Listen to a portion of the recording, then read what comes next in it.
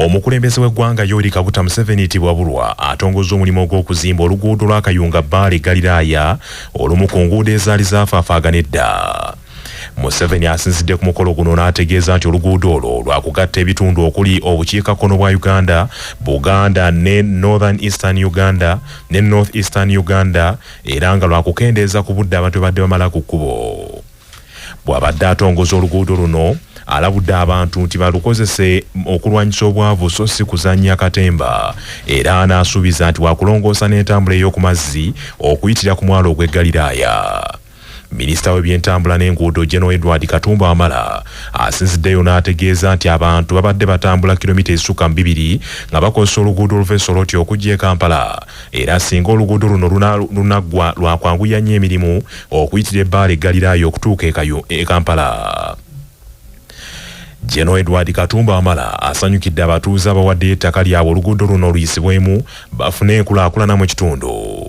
Minisita ombeezi w'ebyensimbi Amos Lugoloobi yeebazizza gavumenti olw'okutuukiriza ekisuubizo kyayo ekimaze emyaka egikunukkiriza 30 era nti kyakubayamba nnyo okusembeza enkulaakulana omuli amasomero, amalwaliro n'ebirala.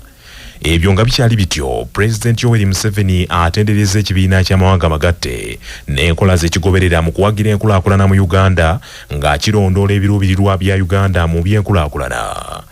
Museveni okwogera bino abadde ku mukolo ogw'okukuza olunaku lw'okwefumiitiriza ku bungi bw'abantu mu nsi yonna oluyitibwa World Population Day olubadde ku kisaawe eky'Ebusaana ku mukolo ogubadde ku kisaawe eky'Ebusaana mu disitulikiti y'e Kayunga n'agamba nti ekibiina ky'amawanga amagatte kikoze ky'amaanyi mu kuwagira Uganda mu by'enkulaakulana. Talk of services, health, education, but without income for the family. There's a danger there. You want expenditure on health. You want expenditure on education. Where will the money come from? How about the production side? And that's why we make a distinction in our presentation about development, infrastructure. What we are talking about are roads, water, electricity, that is development. But development is for all of us. What is happening in your homestead, in your house? President Museveni era asambaze n'ebyogerwa nti omuwendo gw'abantu mu Afrika gusukkiridde, agambye nti abantu kye balina okukola kwe kukozesa omuwendo guno okwekulaakulanya nga bwe guli mu China. Kamalabe na Buganda Charles Peter Mayiga yeebazizza bannamawulire abakozesezza obuyiiya obw'enjawulo okumanyisa abantu ebigenda mu maaso n'okubayambako okubeera abamanyi ku buli nsonga ebaawo. Bwe yabadde asinkanye abatandisi b'ebbanguliro lya bannamawulire erya Media Challenge Initiative mu Bulange Mengo Katikkiro agambye nti obuyiiya naddala obutambulira ku mitimbagano bwanguyiza nnyo okubunyisa amawulire era n'asaba abagavunaanyizibwako obutakolerera kukyamuukirira n'okukyamuukiriza abantu wabula baweereza abantu mu bwenkanya n'obwesimbu olwo baganyulwe mu mulimu gwabwe. Omutimbagano tekinologiya mupya tulina okumwettanira naye bw'otamukozesa bulungi ayinza okuleetera emitawaana. Era abavubuka nze mbakubiriza tekinologiya n'ow'omutimbagano bamunoonyeemu emikisa mingi nnyo egiyinza okubasitula kyokulabirako. Media Challenge Initiative no kampuni yammwe eri ku mutimbagano naye ewadde abantu bangi emirimu etendese n'okulaba nti mwenna muyimiridde ku kampuni eyo. Amawulire kati gadduka emisinde gya kizungirizi. Buli ddakiika bw'oba n'essimu nga wagikkiriza okukubuulira nti ofunye amawulire buli ddakiika 2 papapa. Naye amawulire ago matuufu bangi ku mitimbagano naddala abavubuka baluubirira kufuna bagoberezi bangi. Katikkiro yeebazizza munnamawulire Divine Mercy Naluwanga olw'okusoosowaza amawulire ag'Obwakabaka ku mitimbagano ne kiyamba abantu ba Buganda okumanya ebigenda mu maaso. Mbeebaza okuba abayiiya obeera awo n'oyiiya ekintu ekikuyamba okutambuza oba okugaziya emikisa gyo. Tuli mu nsi erimu ebisoomooza bingi. Oyinza okusalawo okubanga okukkuluma buli kaseera ng'oyomba wekubagiza kisoboka era abantu bangi bali bwe bati. Naye ate oyinza okusalawo okuba omuyiiya kati gwe bw'otaafuna mukisa yenda kutendekebwa tujja amawulire egy'enjawulo n'oyiiya guno omukutu ne banno. Obwo buyiiya era tubwogerako nnyo wano mulembe guno omutebe. Munnamawulire Divine Mercy Naluwanga mu kwogera kwe yeebazizza nnyo gavumenti ya Ssaabasajja Kabaka olw'okukubiriza abantu okukola ennyo nga bayita mu kulima n'okulunda. abavubuka bangi babeera tebasobola kukola bintu binene bwe bityo nga bali mu myaka egyo. Mu mirimu gyo gyonna obadde omulaba nga abavubuka abassa ku mwanjo akubiriza nnyo abavubuka okweyuna ebyobulimi. Abavubuka basinga ebyobulimi babibuusa amaaso, naye Katikkiro bwe yavaayo n'atongoza emmwanyi terimba, abavubuka basinga twabalaba nga bakutte enkumbi ne bagenda mu nnimiro, era abasinga bakozeemu ensimbi ate osanga ze batandikoze nga bakoze emirimu emirala. Omu ku batandisi b'ebbanguliro lya Media Challenge Initiative Ivan Kimuli Kigozi era nga ayagala okuvuganya ku kifo ky'omubaka wa Paalamenti wa Kiboga East agambye nti bakwongera amaanyi mu bye bakola naddala ebyekuusa ku nnono n'obuwangwa. Ensonga endala gye twagala nnyo okukkaanyaako okutumbula ebintu byaffe kati nga ebika tulina projekiti empya gye tugenda okutandika. Tugenda kukwata obutambi kwebyo ebikwata ku bika ebyo, buli kika kijja kufuluma n'akatambi tulabe nga ffeffe nnyini abaana ba Buganda tutumbula ennono yaffe n'obuwangwa tujagaza abantu mu nsi yonna, kubanga Katonda yatuwa omukisa nti tuli mu kitundu ekirina ebintu eby'enjawulo nga n'ebika mu bitwalidde. Ababaka ba Paalamenti ku kakiiko akalondoola ensaasaanya y'ensimbi z'omusolo aka Public Accounts Committee baagala Paalamenti eyise ekiteeso ekinaakaka buli mubaka wa Paalamenti ajjanjabirwenga mu malwaliro agali mu kitundu gy'akiikirira. Ababaka bano bagamba nti kino kyakusobozesa ababaka ba Paalamenti okukangulanga ku maloboozi, okuvumirira wamu n'okulwanirira embeera y'ebyobulamu mu bitundu byabwe olw'okuyamba omuntu wa bulijjo. Abaka okutuuka okutabuka basinzidde mu nsinkano n'abaddukanya eddwaliro lya gavumenti erya Soroti Regional Referral Hospital abatottoledde akakiiko ak'embeera embi gye bakoleramu emirimu eteeka obulamu bwabwe n'obw'abalwadde mu katyabaga akatoogerekeka. Sabbiiti eno bukyanga etandika akakiiko ka Paalamenti aka Public Accounts Committee kabadde kasinkana amalwaliro ga gavumenti agali ku mutendera ogwa Referral naye nga kumpi gonna ebizibu ebigatawaanya bifaanagana omuli ebbula ly'ebikozesebwa, ebbula ly'amazzi n'amasannyalaze, ebizimbe n'abasawo abatamala, ebbula ly'eddagala, amabanja n'ebirala ebiringa ebyo. Abaddukanya eddwaliro lya Soroti Regional Referral Hospital okweyanjula mu kakiiko ako babadde bakulembeddwamu alikulira era omubalirizi omukulu ow'eddwaliro Dr. Watmon Bendicto okwanukula ku birumira ebyalabikira mu alipoota ya Ssaabalirizi wa gavumenti ey'omwaka 2024. Dr. Watmon Bendicto mu nnaku ey'ekitala ategeezezza akakiiko ako nti bakolera mu bugubi obutoogerekeka olw'ebbula ly'ebikozesebwa mu malwaliro, ebizimbe bitamala n'ebimu nga bikutte mu mbinabina wamu n'abasawo abatamala mu ddwaliro eryo nga kaakano bakola ebitundu 23 byokka ku buli 100. Agambye nti ne theatre mwe balongooseza abalwadde naddala mwe bayawulira abalongo bannabansasaana gye buvuddeko nayo ewedde ku mpagala era embeera gy'erimu mbi ddala bw'ogituukamu eyungula n'ezziga. The theatre is in a sorry state. The board of survey that came in 2023 was only careful not to condemn it. But as we speak now, it is in a state that... The contrary, Madam Chair, for me, I don't think they were very careful. We have one theatre, one room, 2 beds, separated with a screen. Abaka akakiiko kano okuli Asmani Basaalirwa n'omumyuka wa ssentebe waako Goreti Namugga baagala Paalamenti kaakano eyise ekiteeso ekinaakaka buli mubaka wa Paalamenti n'abakungu ba gavumenti bajjanjabirwenga amalwaliro gaabwe agali mu bitundu gye bakiikirira era nga balowooza nti ekinaabasindika nabo okutandika okutuusanga eddoboozi erikwata ku bantu olw'embeera embi mu malwaliro ga gavumenti mu bitundu gye bakiikirira. Every MP should be treated from their regional referral hospitals. So you are passing a resolution that every MP should be treated from their regional referral hospitals. They should not go anywhere. They should not be found in private health facilities. Yes. So when children of big people want to give birth, they are flown to Germany. Not even any hospital here. They are flown to Germany. We just need to take a decision. Ssaabalabirizi w'ekkanisa ya Uganda kitaffe mu Katonda Dr. Samuel Stephen Kazimba Mugalu alabudde bannayuganda naddala bannabyabufuzi abasadde obusosoze mu ddiini n'amawanga n'agamba nti kigenda kusiga obukyayi obutalikoma mu ggwanga lino. Bw'abadde ayogerako eri abantu ba Katonda bakuŋŋaanidde mu maka g'omutaka David Nadduli Kibaale ku kyalo Nakukuba ensangana mu district mu municipal y'e Nansana ku mukolo ogw'okwaniriza omulabirizi wa West Buganda omujja kitaffe mu Katonda Gaston Nsereko. Ssaabalabirizi Kazimba Mugalu asabye nti entalo z'ebyobufuzi zisibwe ku bbali abantu balowooze ku Uganda ey'enkya.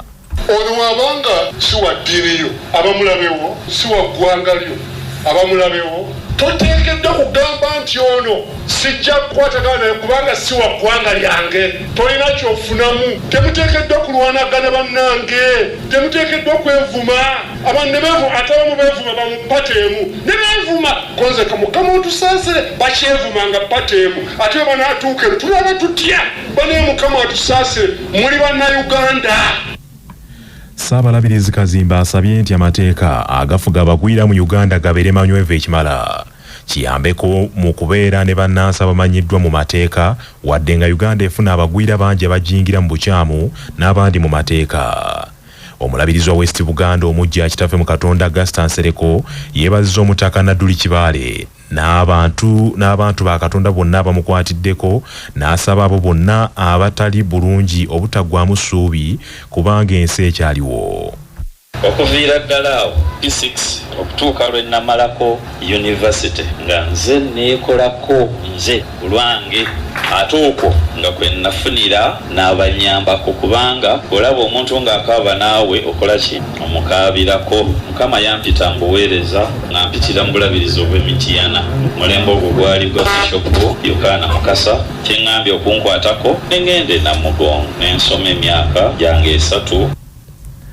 Omutaka Nadduli Kibaale Daniel Nanziri mu bubaka bwe yalabudde abavubuka abayingidde ebyobufuzi nga babiyita katemba nti basaagana muliro n'abakuutira nti basooke beetegeke olwo babiyingire. Amakomera genduddemu wano mu kibuga wano eky'e Kampala wano nakasero nasibirwayo eyo manyiye ekisulayo gendi bamakindye nasibirwayo namenya kinaalikaki era nze nsaasira abavubuka njagala okukubuulira ekigambo ekyekyama buli lw'oyingirira ebyobufuzi ogenda luzira kyenva ndowooza abavubuka nakugamba nti nja kukolera kino na kino na kiri lw'olimala okukikola kkiriza by'ogamba. Y'omukubiriza olukiiko KCCA Zahara Mala Luyirika alabudde abavubuka abakozesebwa okuttata n'amannya g'abannaabwe mu byobufuzi. Abavubuka temukozesebwa bubi mu byabufuzi bino obululu bujja ne bugenda era nsaba obutaza nsi yaffe eyo gye yali emabega wagira gwowagira mu mirembe bannange titulwanagana.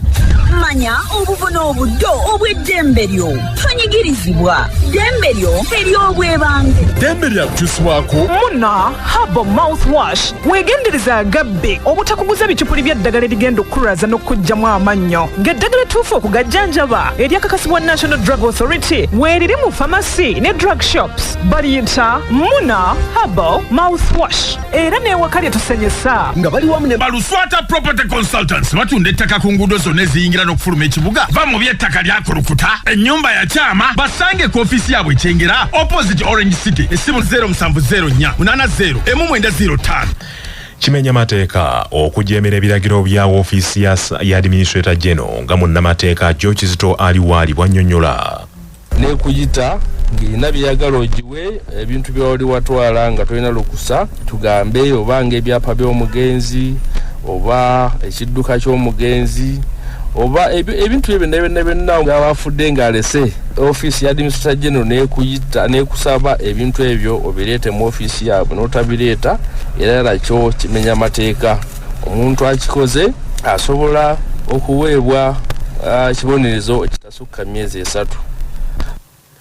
Akakiiko k'ebyokulonda ak'ekibiina ekiri mu buyinza eky'NRM kawanduukuludde Nassolo Syria mu lwokaano olw'akamyufu k'ekibiina ky'NRM eky'omubaka wa paalamenti owa Bukomansimbi South. Okuwanduukululwa kwa Nassolo Syria kulese Bashiru Semakula bwe badde bavuganya mu lwokaano olw'akamyufu k'ekibiina ekyo ng'asigaddewo bwannamunigina ng'ampawa muvuganya.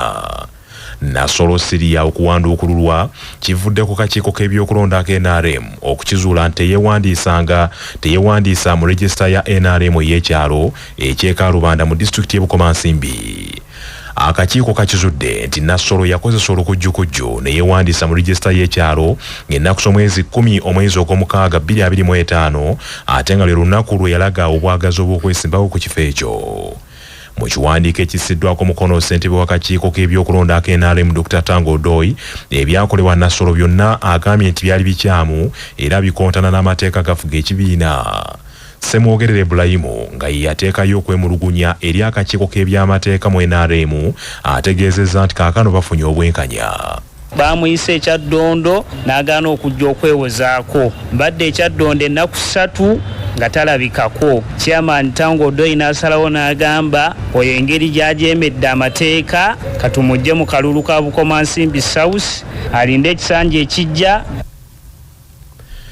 Omukulembeze w'ekibiina kya National Unity Platform NUP Robert Kyagulanyi Ssentamu alabudde abavubuka abakyalowooza nti buli kimu kirina kuba we babuweebwa, agambye nti bali mu tulo beetaaga kubabikka.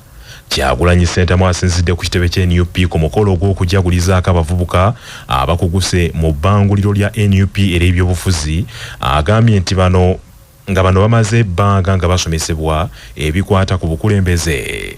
Kikulu nnyo bwe kyomanyi n'okiyigiriza omulala naye n'akiyigiriza omulala naye n'akiyigiriza omulala. Yengeri gye tusobodde okubeerawo bye tumanyi tubimanyi kubanga abaatusookawo baatuwa omukisa ne tubiyiga. Tubulaba mbagamba nti yali mutuufu nnyo omugezi Malcolm X bwe yagamba nti okuyiga ye passport egenda okutwambuza okutuusa mu biseera by'omaaso by'okweyagala. Yemu omuyigiriza era nga musomesa ku University Dr. Jimmy Spire Sentongo abadde omwogezi ow'enjawulo ku kitebe kya NUP alabudde bannabyabufuzi abayiwaayiwa omusimbi mu byobufuzi nti baviiriddeko abakulembeze obutatuukiriza obuvunaanyizibwa bwabwe nga bali mu kwenunula olw'ensimbi zaabwe nnyingi zibaayiwa mu kalulu nga balwana okuwangula. Already seen posters with all sorts of catchy slogans, some clearly deceptive. Do you really mean your slogans, or it is just a bait to catch voters? What is motivating you to stand for that position? What is motivating you to sell your property to raise funds for campaigns? Is it to maximize the happiness of those you seek to represent? Is that the reason why party cards are a do or die? Is that why people fight and treat each other as enemies in elections? Akulira oludda oluvuganya gavumenti mu Parliament Joel Besekezi Ssenyonyi awanjagidde gavumenti ekomye okutiisatiisa nga basomesa ab'amasomo ga arts mu ggwanga lino nga baagala okubongeza bwe baba baagala okubongeza omusaala.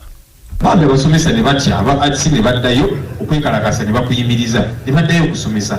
Naye ebyaddala bw'obigoberera abasomesa bali mu kibiina naye tebasomesa nga bwe kirina kubeera kubanga tebali motivated, tebajja kuwaayo buli kimu ekibalimu okusomesa abaana bano bulungi kubanga si basanyufu.